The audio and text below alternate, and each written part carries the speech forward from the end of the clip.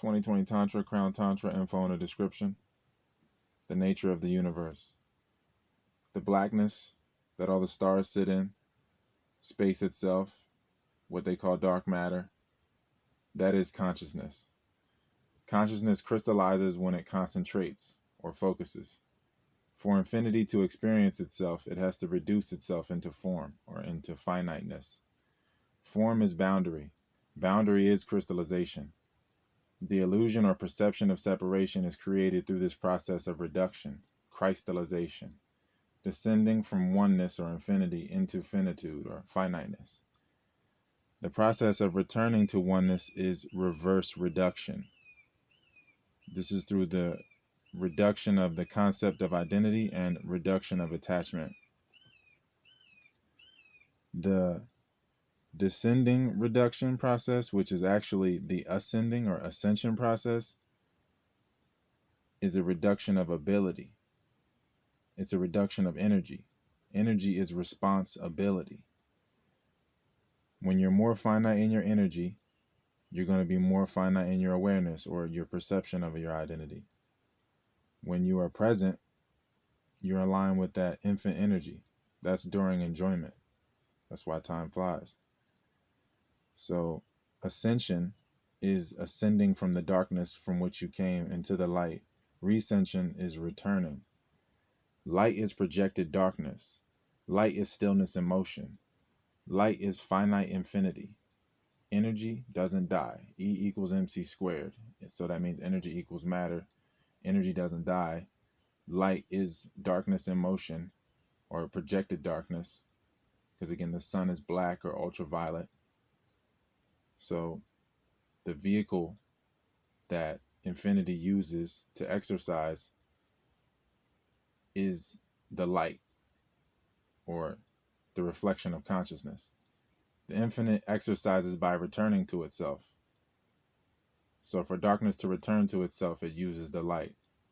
The infinite is the driver. The finite is the vehicle, the light. The path, or the drive, of least internal resistance is the exorcism or exercise of the one returning to itself. This is a kaleidoscopic process where oneness is remembered through the perception of separation via exercising or shedding false identities through the process of mutual remembrance. As you fully develop and fully incarnate and fully inhabit your body, you can then truly see the world from a full spectrum or full inhabitation view, inside out. Total clarity of vision, visible and within visible. Fully inhabiting and balancing your body affords you the next evolutionary phase, which is fully inhabiting and balancing two bodies to make them one, a single couple. When perception is seamless yet seemingly separate, in the 3D sense of course, because both bodies are fully inhabited, fully breathing, they share the same infinity identity. Each other's memories are then seen as a reflection of the mutual memory, the one mutual memory. And that is the phases in the process of womb to tomb.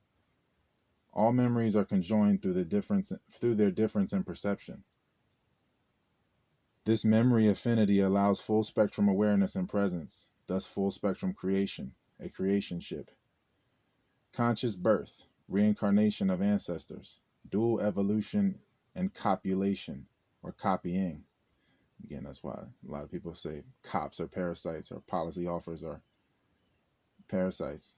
Copulation is copying or creating a new arc, a ship, a new archetype or template to usher your ancestor into with an evolving trajectory instead of a devolving trajectory.